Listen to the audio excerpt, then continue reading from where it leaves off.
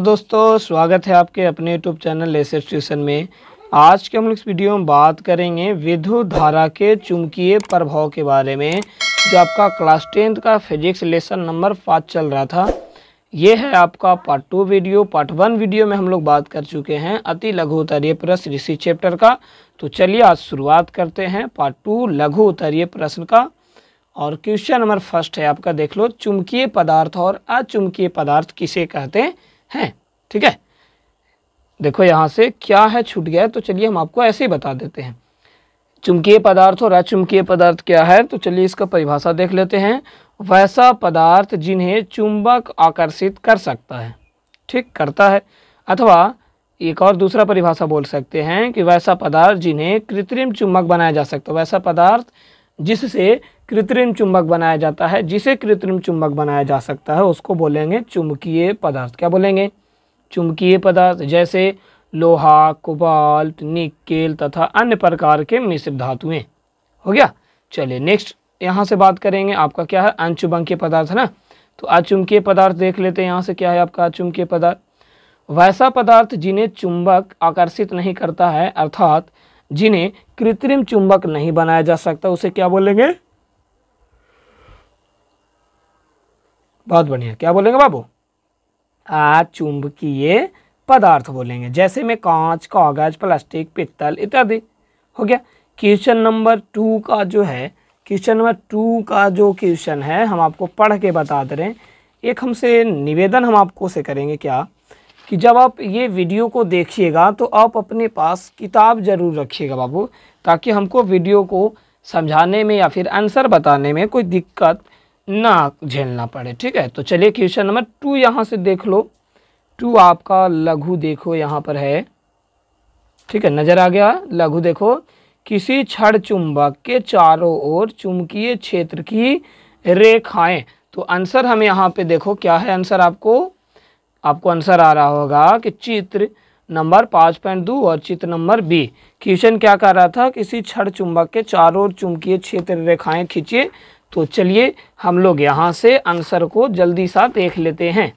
ठीक है, और वो क्वेश्चन आपको याद रखिएगा, लेसन 4 और लेसन 5 में बहुत ज़्यादा मात्रा में क्या किया गया है, तो चित्र बनाना है। ठीक है, तो आपको हम ये भी बता दे रहे हैं, अभी से शुरुआत करते हैं चित्र बनाना। चित्र 5.2। ठीक है, चित्र 5.2 का ए आपको बताना है, यानी कि आंसर आपको ये वाला केवल छापना है, आंसर हो जाएगा। समझ में आ गया? क्वेश्चन नंबर 2 का क्वेश्चन कह रहा था चुंबक के चारों ओर चुंबकीय क्षेत्र रेखाएं खींचिए, तो ये वाला खींच दीजिएगा, हो जाएगा। समझ में आया? क्लियर हो? अगर आपको ये भी खींचना है तो ये भी खींच सकते हैं, कोई दिक्कत नहीं, लेकिन ज़्यादातर ये, चलो ये दोनों आप बना लेना। ओके, क्वेश्चन नंबर 3 देखते हैं। 3 में आपका क्या है कि 3 का फर्स्ट क्वेश्चन है चुंबकीय क्षेत्र रेखाएं क्या होती है। तो चुंबकीय क्षेत्र रेखाएं क्या होती है?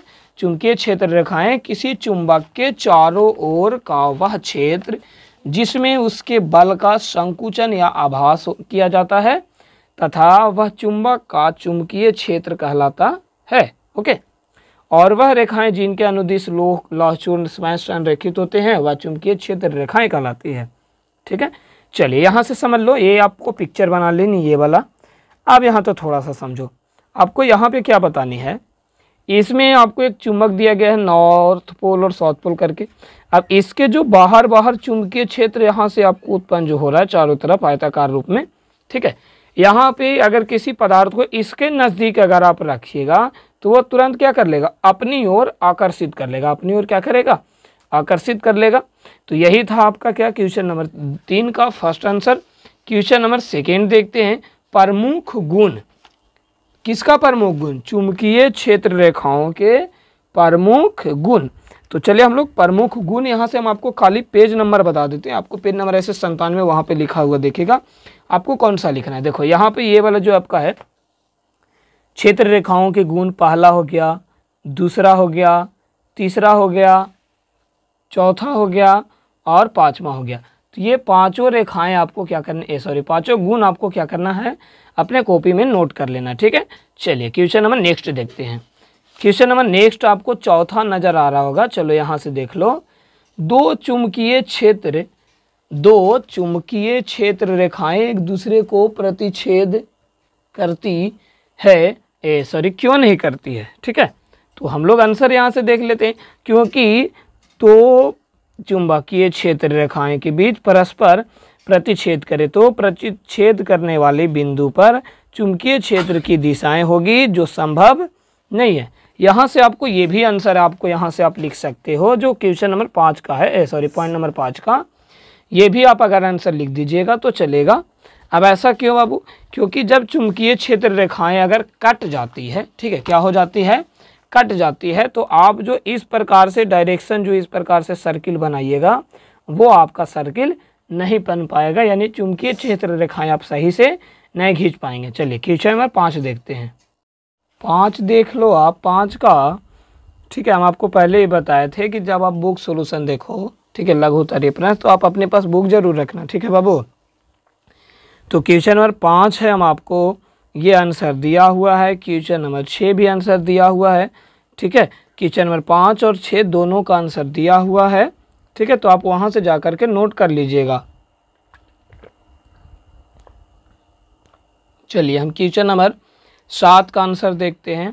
तो क्वेश्चन नंबर 7 का आंसर देखने से पहले हम इसका क्वेश्चन पढ़ लेते हैं। ठीक है, थोड़ा बड़ा है क्वेश्चन, इसलिए हम आपको लिखे नहीं, तो यहाँ से हम आपको बता दे रहे हैं। क्वेश्चन नंबर 7, मेज के तल पर पड़े तार के वृत्ताकार पास में दक्षिणावर्त विद्युत धारा प्रवाहित हो रही है। दक्षिण हस्त अंगुष्ठ नियम को लागू करके पास के भीतर तथा बाहर चुंबकीय क्षेत्र की दिशा ज्ञात करनी है ना। तो इसकी दिशा जब ज्ञात करनी है तो ये आपको यहाँ से समझ लो, यदि मेज के तल पर तार का वृत्ताकार पास पड़ा है और इसमें दक्षिणावर्त विद्युत धारा प्रवाहित हो रहा है, तो दक्षिण हस्त अंगुष्ठ नियम द्वारा चुंबकीय क्षेत्र की दिशा तल के क्या होगा, बिल्कुल लंबवत होगा, इस प्रकार से, है ना। बिल्कुल क्या होगा, तो लंबवत होगा, लंबवत होगा। यहाँ ऊपर से नीचे की ओर, ऊपर से नीचे की ओर, ऊपर से कहाँ जाएगा, ऊपर से नीचे की ओर जाएगा। कह पास के बाहर चुंबकीय क्षेत्र की दिशाएं पास के लंबवत, नीचे से ऊपर की ओर। अंदर रहेगा तो ऊपर से नीचे की ओर जाएगा, अंदर रहेगा बाबू आपका, अगर मान लेते ये है तो अंदर रहेगा तो ऊपर से नीचे की ओर जाएगा, लेकिन अगर ये बाहर रहा तो नीचे से ऊपर की ओर आएगा। क्लियर हो गए। चलिए क्वेश्चन नंबर हम लोग 8 देखते हैं, मैक्सवेल के दक्षिण हस्त नियम। क्वेश्चन नंबर 8 में आपका क्या है, मैक्सवेल के दक्षिण हस्त नियम। तो चलिए इसका जल्दी से हम लोग आंसर देख लेते हैं। बुक में ही आपको सब दिया हुआ है, मैक्सवेल के दक्षिण हस्त नियम। ठीक है, तो चलिए शुरुआत करते हैं 8 का आंसर। यहाँ पे आपको मैक्सवेल के दक्षिण हस्त नियम लिख लेना है।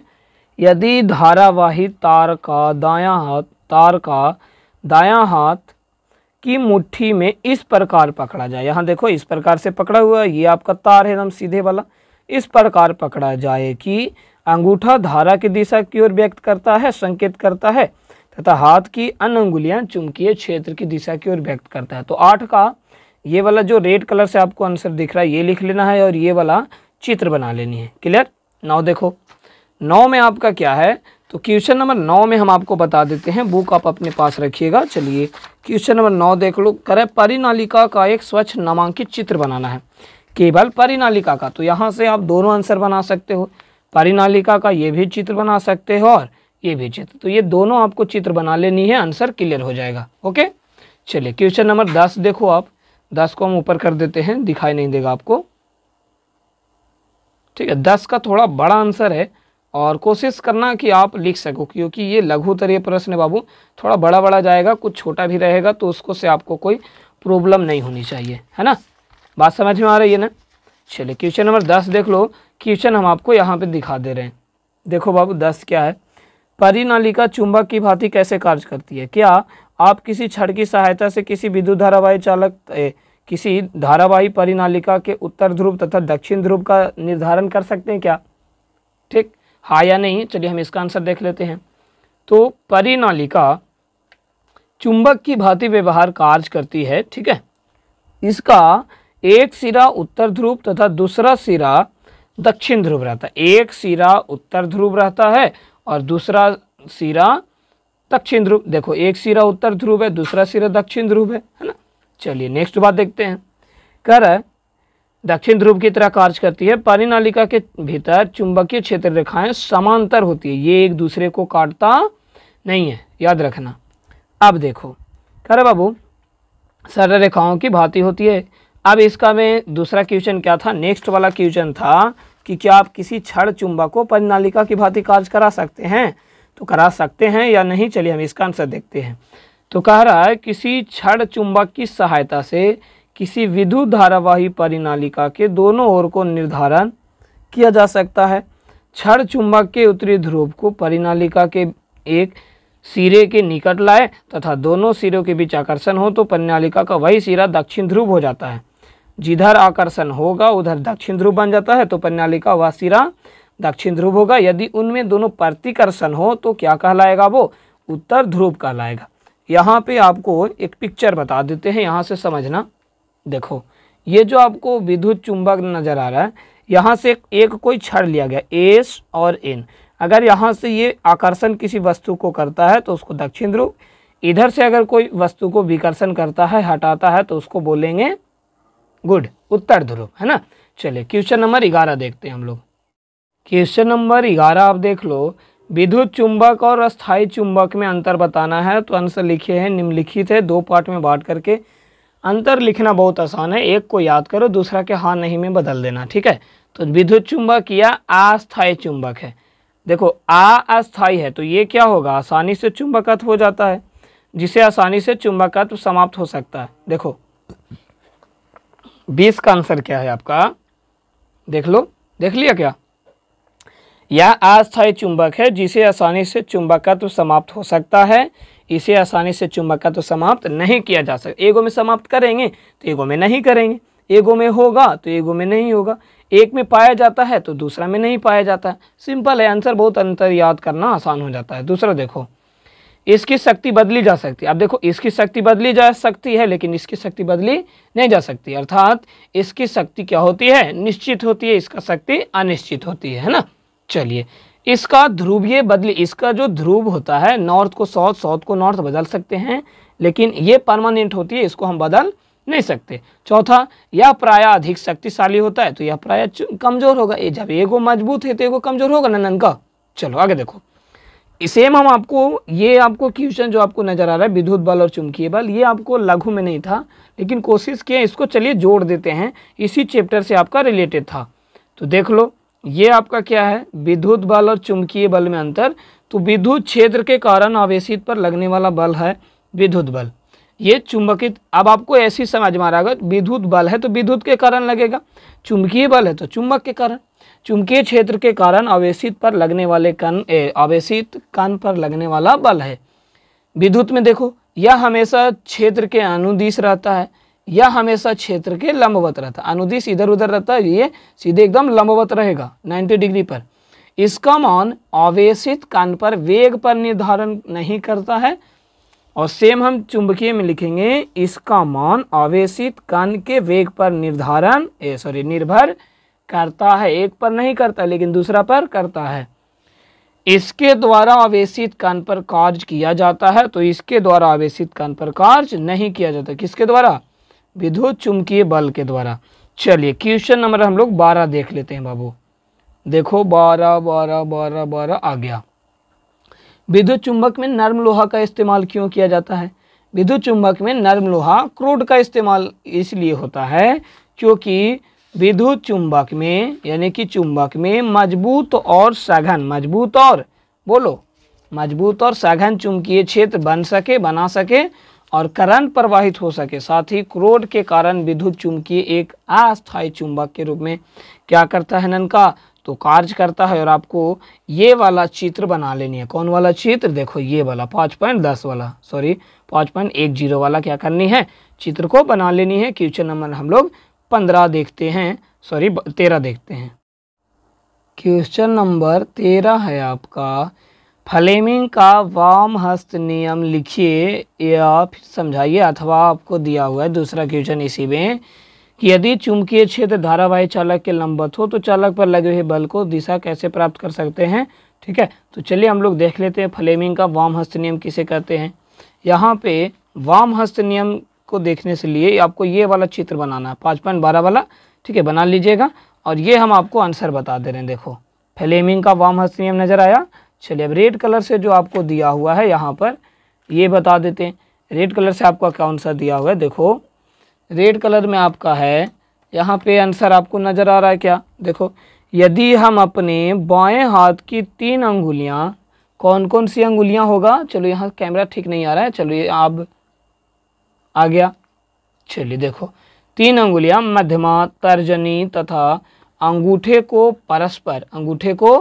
परस्पर लंबवत फैलाएं और तर्जनी चुंबकीय क्षेत्र की दिशा तथा मध्यमा धारा की दिशा को क्या करता है, व्यक्त करता है। तो इस प्रकार से हम बोलेंगे कि वो फ्लेमिंग का वाम हस्त नियम। अगर ऐसे नहीं समझ में आ रहा है आपको, यहाँ थोड़ा सा कैमरा खराब हो गया है, ठीक है, तो ये आप पेज नंबर 100 का आंसर निकाल करके देख लेना और चित्र नंबर आपको कौन सा बना लेना है, फिर से हम आपको बता दे रहे हैं, चित्र नंबर आपको 5.12 वाला 1-2 वाला बना लेनी है, ठीक है। चलिए क्वेश्चन नंबर 14 देखते हैं। आपको 14 का आंसर और 15 का आंसर आपको क्वेश्चन में क्या किया गया है, दिया हुआ है, ठीक है, बुक में दिया हुआ है, देख लीजिएगा वहाँ से जाकर के। 16 में देखो क्वेश्चन नंबर 16 क्या है, चलिए हम यहाँ से ध्यान दे लेते हैं, आपको डायरेक्ट खाली आंसर दिखाई दे रहा होगा, है ना। चलिए 16 देख लो। 16 है 2 वृत्ताकार कुंडली ए तथा बी एक दूसरे के निकट स्थित है। यदि कुंडली ए में विद्युत धारा का कोई परिवर्तन करे तो क्या कुंडली बी में भी कोई विद्युत धारा का परिवर्तन होता है या प्रेरित होता है, हाँ या नहीं। चलिए हम इसका आंसर देख लेते हैं। हाँ, आंसर क्या हो जाएगा, हाँ, जब कुंडली ए से विद्युत धारा में परिवर्तन किया जाए तब वह कुंडली बी में भी विद्युत धारा प्रेरित होती है, क्योंकि कुंडली ए में विद्युत धारा परिवर्तन के कारण इससे संबंधित चुंबकीय क्षेत्र निकलती है, बल रेखाएं कुंडली बी के साथ बदल जाता है। आपको ये वाला पूरा का पूरा आंसर क्या कर देना है बाबू, लिख देना है। क्वेश्चन नंबर 16 आपका बन जाएगा। ओके, नो प्रॉब्लम, कोई दिक्कत तो नहीं है। और ये वाला चित्र आप बना लीजिएगा सुविधा के लिए, है ना। तो क्वेश्चन नंबर हम लोग आगे देखते हैं, यानी कि क्वेश्चन नंबर 17। और 17 का आंसर बनाने से पहले चलिए हम लोग आगे देख लेते हैं। क्वेश्चन नंबर 17 है आखिर आपका क्या, तो बुक में हम आपको बार बार बता रहे हैं कि बुक जरूर आप देखना। फ्लेमिंग का दक्षिण हस्त नियम लिखना है। फ्लेमिंग का उधर वाम हस्त नियम था, इधर है आपका दक्षिण हस्त नियम। आंसर आपको दिखाई दे रहा होगा, चित्र नंबर 5.16 पेज नंबर 102। तो आप वहाँ से जा कर के आंसर क्या करना, नोट कर लेना। ये वाला देखो, ये जो आपका है ना, ये वाला नोट कर लेनी है, और ये वाला आपको चित्र क्या कर लेनी है, बना लेनी। ये आपको कॉपी में नोट कर लेना, ये भी आपको चित्र बना लेनी है। हो जाएगा, आशा करें लिख लीजिएगा। गुड, बहुत बढ़िया। चलिए क्वेश्चन नंबर हम लोग देखो 18 भी आपको दिया हुआ है 5.15। देखो तो 5.14 में हम लोग 1-4 में देख लेते हैं आपका क्या है। तो क्वेश्चन नंबर 14 में आपको यहीं से ये वाला आंसर आपको क्या करने है बाबू, नोट कर लेने। देखो यहाँ से ये वाला तो चित्र बना लेनी है, लेकिन आप लिखिएगा कहाँ तक, ये है ना बात आपका। तो विद्युत चुंबकीय प्रेरण को समझाना था। विद्युत चुंबकीय प्रेरण यहाँ से लेकर के सर्वप्रथम फ्राइडे ने यहाँ से लेकर के आपको यहाँ तक अपेक्षिक गति रहती है, आपको यहाँ तक क्या कर देनी है, नोट कर देनी है। क्लियर। चलिए अगला देखते हैं क्वेश्चन नंबर 19 आपको। चलिए ये देखिए स्क्रीनशॉट हम आपको लगा दे रहे हैं, लेकिन इससे पहले आप क्वेश्चन नंबर 19 को आप पढ़ लीजिएगा कि कह क्या रहा था वो। विद्युत मोटर में विभक्त वलय की क्या भूमिका है, तो आंसर हम आपको स्क्रीनशॉट लगा दिए हैं। ठीक है, क्वेश्चन नंबर 20 आपको दिया हुआ है किताब में, क्वेश्चन नंबर 21 आपको दिया हुआ है किताब में, क्वेश्चन नंबर 22 आपको नहीं दिया हुआ है। क्वेश्चन नंबर 22 आपको यहाँ पे कॉपी में लिखा हुआ दिखाई दे रहा होगा। तो देखो मेन लाइन में अति भारण तथा लघु पतन कैसे उत्पन्न होता है, तो आंसर हम आप लोग को दिखा देते हैं। देखो यहाँ, जब परिपथ में विद्युत धारा का मान सुरक्षा सीमा से एकदम आवश्यकता से अधिक बढ़ जाता है, तब तार का हो जाएगा, गर्म हो जाएगा एकदम, है ना, गर्म हो जाता है, जिससे उन पर चढ़ाया गया प्लास्टिक का आवरण, जो आवरण होता है, ठीक है, जो कवर होता है, वो क्या हो जाता है, जल जाता है। क्या हो जाता है बाबू, जल जाता है ना। चलिए अब इसके बाद प्लास्टिक आवरण जल जाता है, जिससे फेज व न्यूट्रल तार, गर्म तथा उदासीन तार आपस में सीधे क्या हो जाते हैं, जुड़ जाता है, जिससे मेन लाइन का अति भारण तथा लघु पतन क्या हो जाएगा, खराब हो जाएगा, क्रिया शुरू हो जाती है। क्वेश्चन नंबर 24 है, बहुत से विद्युत उपकरण तथा परिपथ भू संपर्क में होते हैं, इसका कारण क्या है। तो क्वेश्चन नंबर 23 और 24 सेम मिलेगा, ठीक है। चलिए आंसर हम इसका देख लेते हैं। किसी भी विद्युत उपकरण के लिए दो तार आवश्यक होती है। अब वो दो तार कौन कौन से हैं? पहला तो ये कि एक जिसमें धारा गुजरती है और दूसरा ये कि उदासीन अधिक ऊष्मा उत्पन्न करती है, यानी कि एक धारा ले जाएगा। जैसे मान लिया जाए ये आपका क्या है, जैसे ये आपको ये फेज तार है, उदासीन तार मान लिया जाए, तो ये ट्रांसफार्मर से विद्युत धारा को आपके घरों तक लाती है। और जो उदासीन तार होता है, चलिए मान लेते हैं ये आपका क्या है, उदासीन तार है, तो ये आपके घरों से ट्रांसफार्मर तक विद्युत धारा को पहुंचाने का क्या करता है, काम करता है, यानी ठंड का तरवा बबुआ है ना। चलिए नेक्स्ट बात देखते हैं, इसका आंसर देख लो आप, कलम को हटा देते हैं यहाँ से। एक जिसमें धारा गुजरती है और दूसरी उदासीन तार अधिक ऊष्मा उत्पन्न करती है या टूट फूट के कारण कभी कभी धारा मुक्त भी बाहर कर देता है उपकरण को सीधा स्पर्श कर लेने से, जिसके कारण से उपकरण को छूने पे आपको क्या लगता है, शॉक लगता है, एकदम झटका लगता है। क्या लगता है? झटका लगता है। जिससे बचने के लिए उपकरण के धात्विक भाग को सीधे धरती में क्या कर दिया जाता है ना, घुसेड़ दो, एकदम भू संपर्कित कर दिया जाता है ना। तो आंसर आप यहाँ से क्वेश्चन नंबर 24 का ये जो आपको ब्लैक कलर से आपको दिखाई दे रहा हो, वो पूरा का पूरा क्या कर देनी है, लिख देनी है। मिलते हैं क्वेश्चन नंबर 25 में। थोड़ा सा हम पानी पी लेते हैं, तब तक आप क्वेश्चन नंबर 25 का आंसर पढ़िए, क्वेश्चन भी पढ़िए साथ साथ, ठीक है।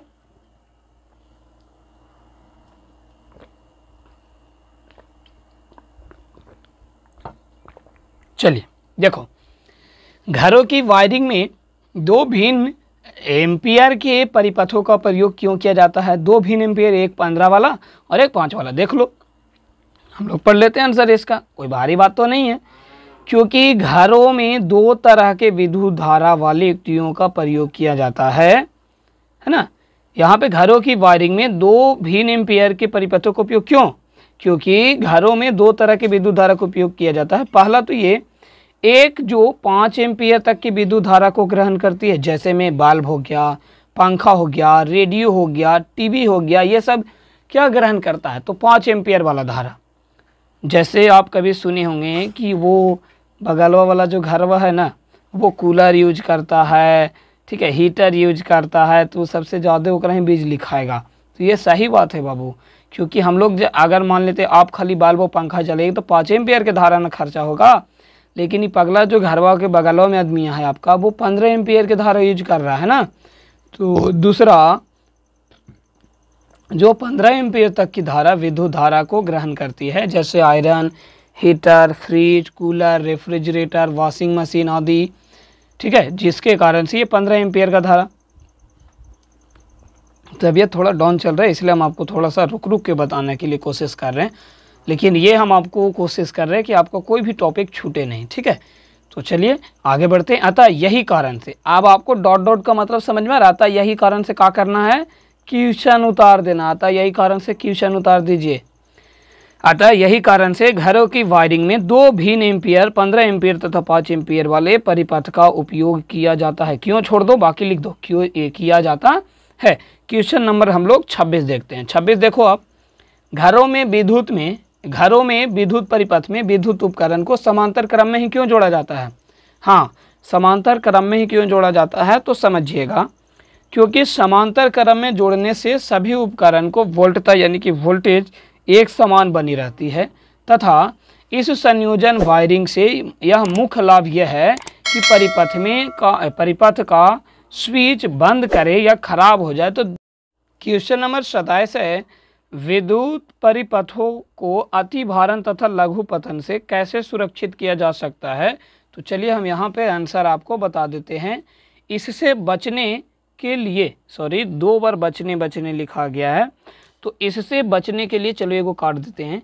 इससे बचने के लिए हम लोग फ्यूज का प्रयोग करते हैं। किसका प्रयोग करते हैं बताओ, फ्यूज का प्रयोग करते हैं ना, क्योंकि जब चालक तार में आवश्यकता से अधिक विद्युत धारा प्रवाहित होने लगती है तब फ्यूज गल करके टूट जाता है, जिससे और अन्य उपकरण को कोई नुकसान नहीं पड़ता। जैसे हम अभी आपको एक बोर्ड बताए थे, ठीक है, उसका फ्यूज जल गया है, तो जल गया है तो एगो आपको खराब होगा, लेकिन दूसरा आपको क्या रहेगा, बचा हुआ रहेगा, है ना।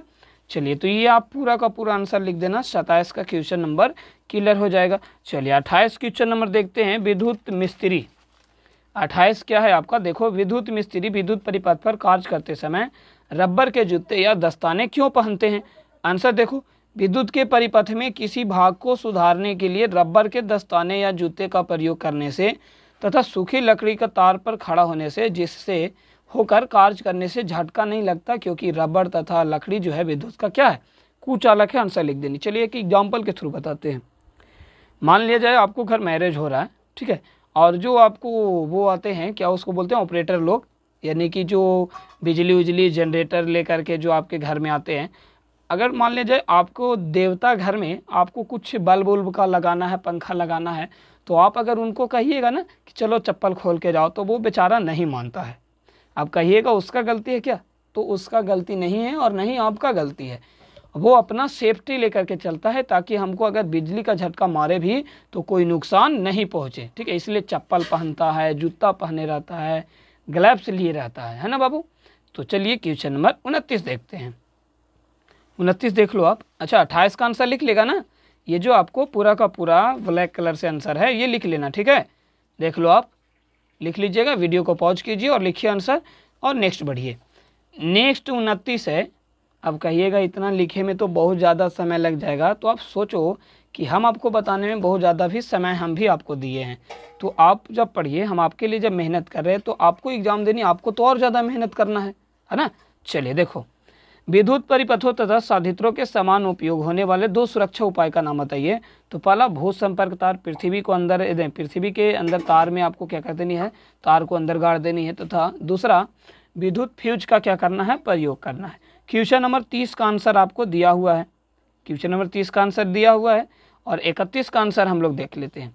31 का पहले क्वेश्चन देख लेंगे, इसके बाद आंसर। देखो, घरेलू विद्युत परिपथों में अति भारण के बचाव के लिए क्या क्या सावधानियां बरतनी चाहिए, ठीक है। तो आंसर हम आपको यहाँ से बता देते हैं। क्वेश्चन नंबर जो आपका 31 है, पहला, स्विच और प्लग की अच्छी गुणवत्ता तथा उपयुक्त गारंटी की होनी चाहिए। धातु अर्थात लोहे के आवरण वाले साधित्रों को उचित प्रकार से भू संपर्कित पृथ्वी के अंदर गाड़ देना चाहिए, अर्थिंग दे देना चाहिए। तीसरा, परिपथ को ठीक करते समय रबर के दस्ताने, विभिन्न प्रकार के कुचालक पदार्थों का प्रयोग करना चाहिए। चौथा, धात्विक आवरण वाले साधित्रों का उपयोग में लाते समय छूना नहीं चाहिए। ये नहीं कि लाइन दे। क्वेश्चन नंबर 32 देखो, 32 क्या है आपका, फ्यूज तार विद्युत परिपथ में क्यों लगाए जाते हैं, यानी विद्युत परिपथ में फ्यूज तार का प्रयोग क्यों किया जाता है, ये आपको बतानी है। और दूसरा आपको क्या बतानी है, दूसरा आपको है, ठीक है, यहाँ पे देखो दूसरा कह रहा है फ्यूज की क्षमता से आप क्या समझते हैं। यहाँ पे जो आपको आंसर लिखे हैं लेसन 4 क्वेश्चन नंबर 27 और क्वेश्चन नंबर 28, ठीक है, ये आपको देख लेनी है। शायद हम आपको लेसन 4 में भी बताए थे, लेकिन चलिए हम आपको एक बार फिर से हम आपको वही पेज पर ले चलते हैं। देखो यहाँ पर विद्युत परिपथ में फ्यूज तार क्यों लगाए जाते हैं, तो ये जो आपको काला रंग का पूरा आंसर दिखाई दे रहा है ये लिख दीजिएगा। फ्यूज एक प्रकार का विद्युत सुरक्षा उपकरण है जो विद्युत के शॉर्ट सर्किट एवं अति भारण से क्या करता है, बचाता है। इसका आवश्यक घटक एक धातु के तार या पट्टी है जो बहुत अधिक धारा प्रवाहित होने पर बिजली पिघलती है, जिससे करंट बाधित हो जाता है। ये हम आपको फास्ट इसलिए बता रहे हैं क्योंकि लेसन 4 में हम आपको बहुत बढ़िया से बता दिए थे। क्वेश्चन नंबर इसी का 28 देखो, 28 क्या है, चलिए विद्युत क्षमता है ना। देखो फ्यूज की क्षमता से क्या आप समझते हैं, ऐसे हम आपको पहले भी कराए हैं। देखो जी सर,